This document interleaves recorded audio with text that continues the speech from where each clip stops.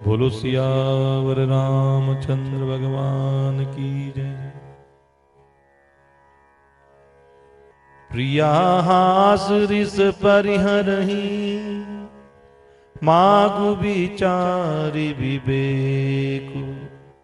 जही देखो अब नयन बरी, भरत राजे अभिषेक। राजा दशरथ को अब भी मन में विश्वास नहीं हो रहा है कि कैकेयी ने यह कैसा वरदान मांग लिया।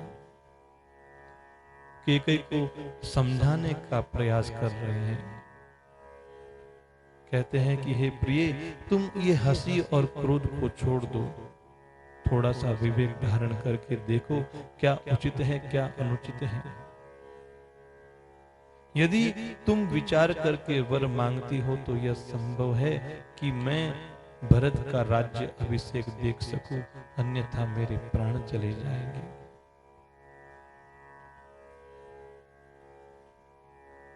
जिये मीना बरु बारी बिहीना,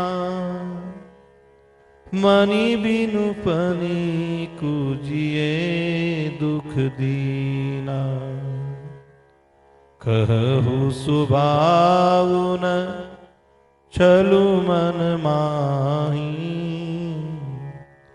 जीवनु मोर राम बिनु नाहि।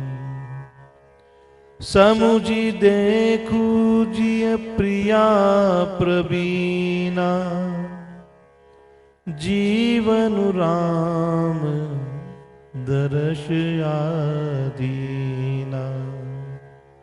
सुनि मृदु बचन कुमति अति जरई, मन हो अनल आहुति घृत पर। मछली चाहे बिना पानी के जीती रहे और सांप भी चाहे बिना मणि के दीन दुखी होकर के जीवित रह सके, परंतु मैं अपने स्वभाव से कहता हूं, मन में जरा भी छल रख करके नहीं कह रहा हूं, यह मेरा जो जीवन है राम के अधीन है, बिना राम के। हे प्रिय जी, मैं समझ करके देख, मेरा जीवन श्री राम के दर्शन के अधीन है। वचन सुनकर के दुर्बुद्धि कैकेयी बहुत अधिक क्रोधित हुई। ऐसा लगा मानो अग्नि में घी की आहुतियां पड़ रही हो। कहीं करहूं किन कोटि उपाया, इहान लागी राउरी माया। देहु की लेहु अजसु करी नाही, मोहिन बहुत प्रपंच सुहाई। राम साधु तुम साधु सयाने, राम मातु बलि सब पहचाने। जस कौशिला मोर बलता का, तस फलु उन्हीं देव करी साका। कैकेयी कहती हैं कि आप करोड़ों उपाय क्यों न कर लो राजन, यहाँ आपकी माया चलने वाली नहीं है। या तो मैंने जो मांगा है सो दे दीजिए, नहीं तो अपयश को धारण कर लीजिए। मुझे ये विभिन्न प्रकार के ढंग ढकोसले बिल्कुल नहीं सुहाते हैं। हाँ, राम साधु हैं और आप सयाने साधु हैं। मैं तो राम की माता को भी भली प्रकार से जानती हूं। मैंने तुम सबको पहचान लिया है। जैसा कौशल्या ने मेरे साथ किया, मैं भी वैसा ही करने जा रही हूं, उसको वैसा ही फल दूंगी। होत प्रात मुनि वेश धरी, जो बन जाए।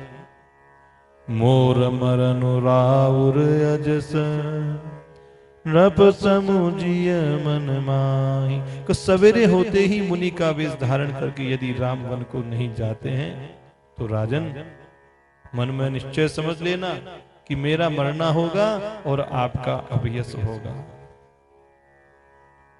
तुलसीदास जी महाराज कितना सुंदर वर्णन करते हैं। देखो जिस दुविधा में राजा दशरथ जी महाराज इस समय हैं और जिसके कारण है, उन केकई को तुलसीदास जी महाराज ने यहाँ पर एक नदी का रूप दे दिया। उस नदी के दो किनारे हैं, वो दोनों वरदान हैं, और केकई का जो कठिन हट है वह उस नदी की तीव्र धारा है, और मंथरा वचनों की प्रेरणा ही उस नदी का भंवर है। वह क्रोध रूपी नदी राजा दशरथ रूपी वृक्ष को जड़ मूल से ढहाना चाहती है, विपत्ति रूपी समुद्र की ओर ले जाना चाहती है। तो राजा ने समझ लिया कि बात सचमुच वास्तव में सच्ची ही है। स्त्री के बहाने मेरे सिर पर आ गई है, मेरी मृत्यु मेरे सिर पर नाच रही है। राजा ने केकई के चरण पकड़ करके उससे विनती की कि तू सूर्य कुल रूपी वृक्ष के लिए कुल्हाड़ी मत बन। मागु मात अब ही देव तो ही राम विरह जनि मारसी मोही। तू मेरा मस्तक मांग ले, मैं तुझे अभी दे देता हूं, पर राम के विरह में मुझे मत मार। जिस किसी प्रकार से तू राम को रख ले, नहीं तो जन्म भर तेरी छाती जलेगी। राखु राम कहूं जही तेही भांति, नाहि तो जरी जन्म भरी छाती। ये केवल केकई के लिए नहीं कहा है, ये हर उस इंसान के लिए कहा है जो परमात्मा को भूल करके इस दुनिया की दौड़ धूप में लक्ष्मी के पीछे अंधा हुआ भटकता है। जो भगवान को नहीं बसता, उन सभी लोगों के लिए ये कहा है कि राखु राम कहूं जही तेही भांति, नाही तो जरी ही जन्म भरी छाती। नहीं तो जब बुढ़ापा आ जाएगा, काल सिर पर होगा, तो तुम्हें अपने मन में जलन होगी, अरे मैंने समय व्यर्थ गमा दिया, कभी परमात्मा को याद नहीं किया। देखी व्याधि असाधु नृप, परयु धरणी धुनि मात। कहत परम आरत वचन, राम राम रघुनाथ। राजा ने देखा कि मेरा यह रोग असाध्य है, तब वे अत्यंत आर्तवाणी से हाँ राम हाँ राम हाँ रघुनाथ ऐसा कहते हुए अपना सिर पीट करके जमीन पर गिर पड़े। बोलो सियावर रामचंद्र भगवान की जय।